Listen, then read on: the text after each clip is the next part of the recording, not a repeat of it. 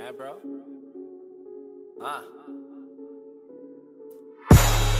Most of the time when these people be talking, I don't even hear them.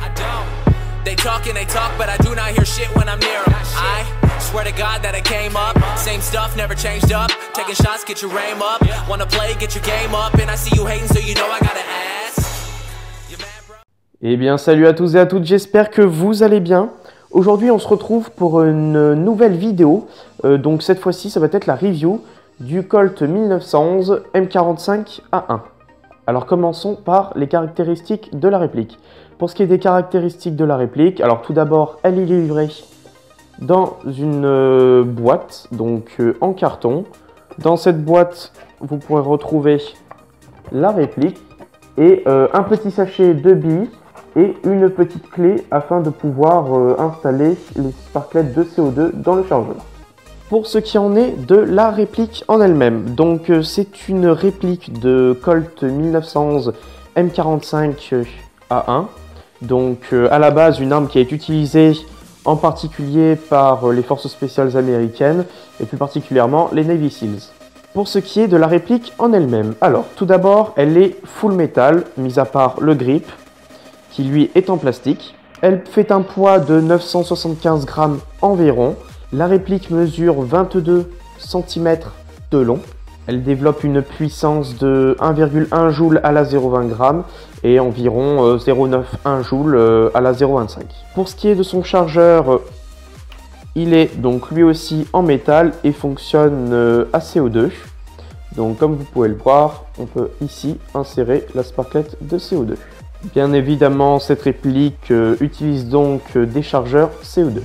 Pour ce qui est de la marque de ce 1911, donc c'est un KWC et vous pourrez souvent le retrouver dans les shops français, en tout cas Repack Cybergun. Pour ce qui est des caractéristiques propres de la réplique, donc écoutez, on va tout de suite y passer. Donc cette réplique est une réplique full metal comme je l'ai précisé, blowback, c'est-à-dire que lorsque vous presserez la détente lors du tir, la culasse reculera et vous procurera une petite sensation de recul comme pour les vraies armes.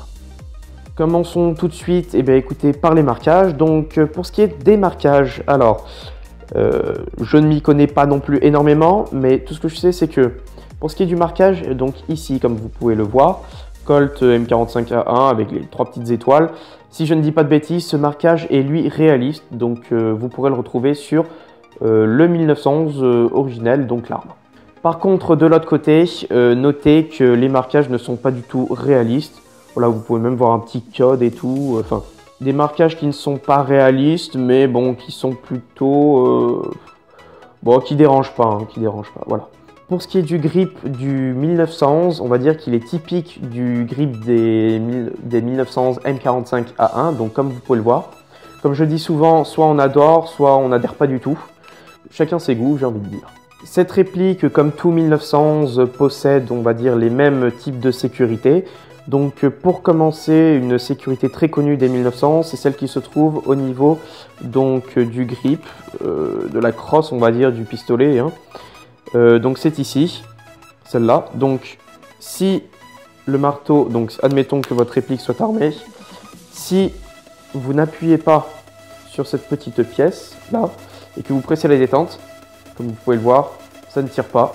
Je suis obligatoirement obligé de prendre le pistolet en main, donc être sûr que je veux y tirer. Et puis là, je peux presser la détente. Et là, ça tire. Donc, voilà. Vous pourrez ensuite retrouver une sécurité qui se trouve ici, donc aussi typique des 1911. Donc sécurité qui ne peut s'activer que lorsque le chien, donc le marteau, est armé. Vous pouvez voir, là, vous pouvez l'activer. Voilà, donc là, je ne peux plus tirer, je vous fais voir. Si je l'enlève, ça tire. Par la même occasion, sécurité qui est ambidextre, donc très pratique pour les personnes qui sont gauchers ou droitiers. Pour enlever le chargeur, c'est très facile. Il suffit d'appuyer sur le bouton qui est ici et le chargeur s'enlève. Pour ce qui est des mires, donc ce sont des mires noires, donc comme vous pouvez le voir, mais avec des petits points blancs, voilà.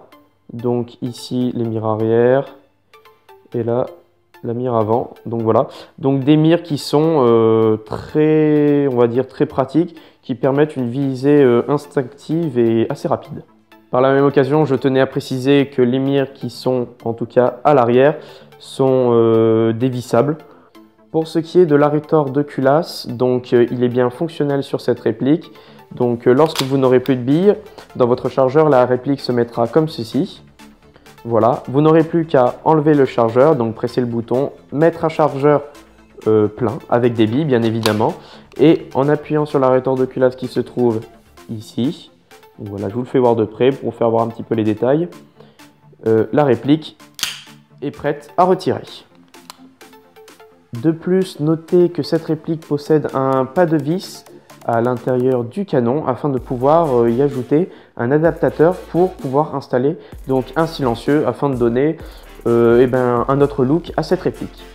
Pour les personnes qui auraient peur de perdre cette réplique, notez aussi que vous pouvez attacher une petite dragonne au pistolet afin d'éviter de le perdre en partie, ce qui peut être un petit peu contraignant. Voilà. Pour ce qui est du démontage de la réplique, eh bien écoutez, c'est très simple. Il suffit d'enlever le chargeur, de reculer la culasse jusqu'ici, donc au petit trou qui se trouve ici, d'appuyer sur le bouton là, noir. La pièce derrière se décolle et vous pouvez retirer donc la culasse. Une fois que vous aurez démonté la culasse, vous pourrez ainsi régler le hop-up donc qui se trouve ici. Voilà, la petite molette qui est ici. Donc hop-up réglable qui fonctionne plutôt bien. Pour remonter la culasse, eh bien écoutez, c'est très simple. Il vous suffit de remettre la culasse à l'arrière, de prendre le petit teuteux donc ici, de bien faire attention à le replacer comme lors de l'installation du démontage. Voilà, vous pouvez retirer et voilà. Pour ceux qui ne l'auraient pas vu, cette réplique possède un rail Picatinny sous la réplique standard afin de pouvoir installer tout type d'accessoires comme lampe, laser, etc. Toutefois, si le look de cette réplique vous dérange, sachez que KWC a fait 4 modèles de ce 1911, on va dire. Donc vous l'aurez en tan. Vous l'aurez aussi bien sûr un petit peu différent, mais en silver avec une crosse bois, en silver avec une crosse noire, et puis tout simplement en noir, un 1911 classique, je dirais. En ce qui concerne l'interne de la réplique, eh bien écoutez, si je ne dis pas de bêtises, le canon de précision est un 6.05 en diamètre, donc ce qui change, on va dire, des 6.08 standard cheap. Ce canon de précision lui permet donc d'avoir de bonnes performances au niveau de la précision.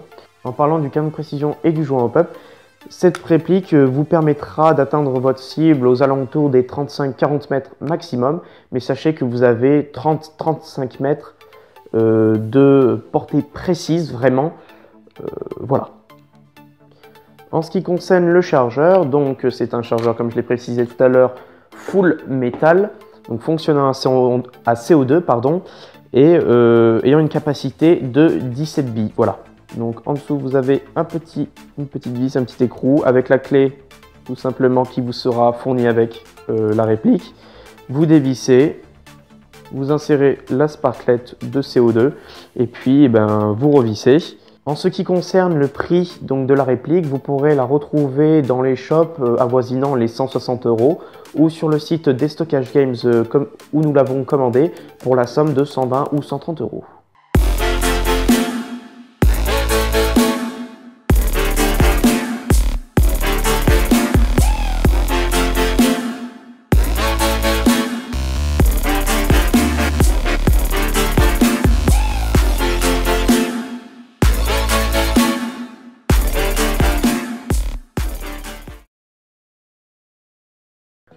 En premier inconvénient, alors tout d'abord c'est la gâchette qui, lorsque la réplique est armée, qui est un peu dure, voilà, à presser. Il ne faut vraiment pas hésiter à presser sur la détente. Voilà. Pour ce qui est du deuxième inconvénient de cette réplique, qui est pour moi le plus contraignant, donc c'est sa sécurité. Donc sécurité typique des 1911 que je trouve vraiment très mal placée. Alors parce que tout simplement lorsque vous l'avez donc en joue, voilà, en main, votre pouce droit a tendance, alors pour moi qui est droitier, a tendance à lever la sécurité toute seule lors du tir sans le vouloir, voilà. Alors pour cela, pour éviter donc cet inconvénient, eh ben c'est tout simplement, plutôt que de mettre votre pouce voilà, en dessous de la réplique, mettez-le au-dessus, voilà, comme ceci. Troisième inconvénient, qui est une fois de plus typique des 1911, c'est la rétorque de culasse, qui est, je trouve, trop éloignée. Voilà, vous êtes là, vous changez de chargeur, tac, et là, et ben, votre pouce, il n'accède pas, donc il va falloir que vous mettiez votre 1911 comme ceci, si vous voulez le faire avec la main droite, et sinon, eh ben, il va falloir avec l'autre main appuyer pour remettre.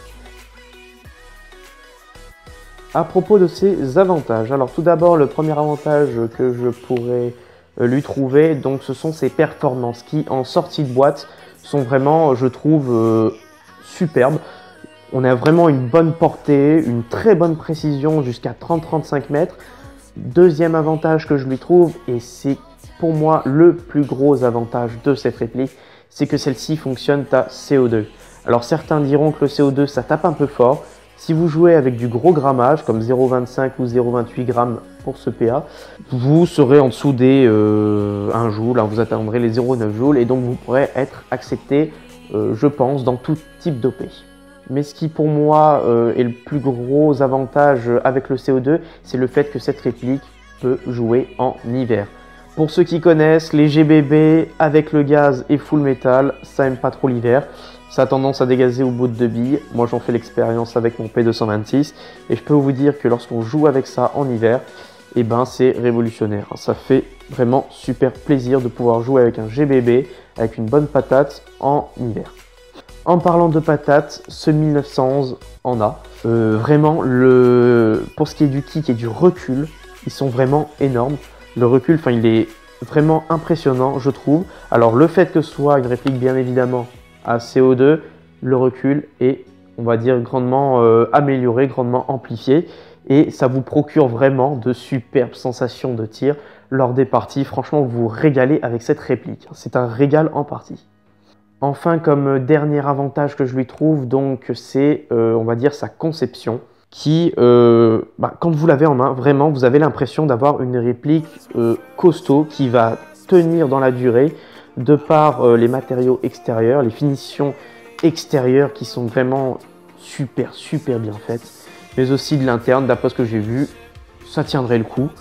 Alors bon, on verra ça dans le temps, c'est vrai que ça fait que quelques mois qu'on la possède, mais voilà.